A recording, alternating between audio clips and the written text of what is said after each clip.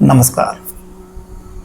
मैं राजेंद्र प्रसाद द्विवेदी शिवपुरी से आज फिर से आपके बीच में उपस्थित हूँ।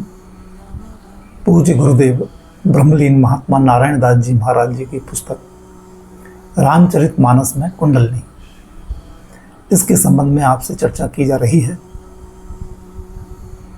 चर्चा को आगे बढ़ाते हुए शुरुआत करते हैं। श्री हरि और कुंडलनी एक ही अस्तित्व के दो नाम हैं। श्री हरि में तीनों भावों का यानी सेवक भाव, स्वामी भाव और साक्षी भाव का समावेश है। श्री राम और श्री हरि दोनों में मानस की दृष्टि से कोई भेद नहीं है। अतः श्री राम भी तीनों भावों को प्रयोग में लाते हैं। उदाहरण के लिए वे सेवक भाव में सीता जी को खोजने में बिलख बिलख कर रो सकते हैं।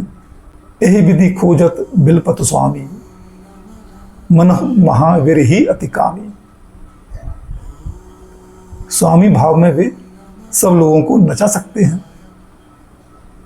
उमा दारू जोशित की नाई, सबही नचावत राम गोसाई। तथा साक्षी भाव में वे गुणों से परे हो जाते हैं। गुणातीत सचराचर स्वामी, राम उमा सब अंतर्यामी। गरुड़ जी यद्यपि श्री हरि के अत्यंत समीप रहते थे, तथापि श्री हरि की जैसी उन्हें कुंडलिनी की अनुभूति नहीं थी। उनमें मैंपन की अधिकता थी। वस्तुतः व्यक्ति के सभी काम कुंडलिनी के माध्यम से ही होते हैं, किंतु गरुड़ जी समझते थे कि सब काम व्यक्ति ही करता है। कुंडलिनी शक्ति सर्वशक्ति भी कही जाती है। सर्प का भक्षण करना कुंडलिनी की अवहेलना करना है, मोह में पड़ जाना है। देव ऋषि नारद जी ने संभवतः गरुड़ जी को कुंडलिनी का महत्व दिखाने के लिए व्यालपाश यानी नागपाश से बंधे राम जी को बंधन मुक्त कराने के लिए भेजा हो, जिससे गरुड़ जी मोह के वशीभूत हो जाएंगे। फिर वे मार्गदर्शन चाहेंगे और अनुभूति कर सकेंगे। अतः मोह के अधीन हुए गरुड़ जी देव ऋषि नारद जी के पास पहुंचते हैं। नारद जी ने कहा, हे गरुड़ जी, माह मोह उपजा और तोरे, बिटही न बेगी कहें खग मोरे।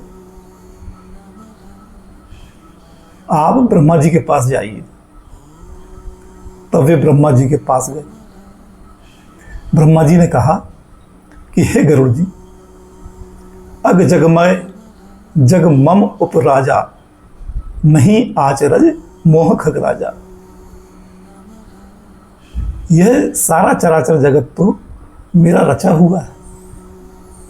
जब मैं ही मायावश नाचने लगता हूं, तब आपको भी मोह हो गया तो कोई आश्चर्य की बात नहीं है। हे गरुड़ जी, तुम शंकर जी के पास जाओ, क्योंकि वही पुरुष मोह दूर कर सकता है, जिसे कुंडलिनी शक्ति की अनुभूति प्रतिक्षण होती रहती है। शंकर जी ऐसे ही महापुरुष हैं। वे कुंडलिनी शक्ति के अद्वितीय ज्ञाता हैं। उनके शरीर के प्रमुख अंगों में कुंडलिनी शक्ति के प्रतीक सर्प विराज रहे हैं। मूलाधार, स्वादिष्ठान, मणिपुर, अनाहद, विशुद्ध, आज्ञा तथा शीर्ष, उनके सभी केंद्र सर्पों से यानी कुंडलिनी शक्ति से आच्छादित स्पष्ट रूप से दृष्टिगोचर होते हैं। अतः आप शंकर जी के पास ही जाइए और कहीं किसी से नहीं पूछना।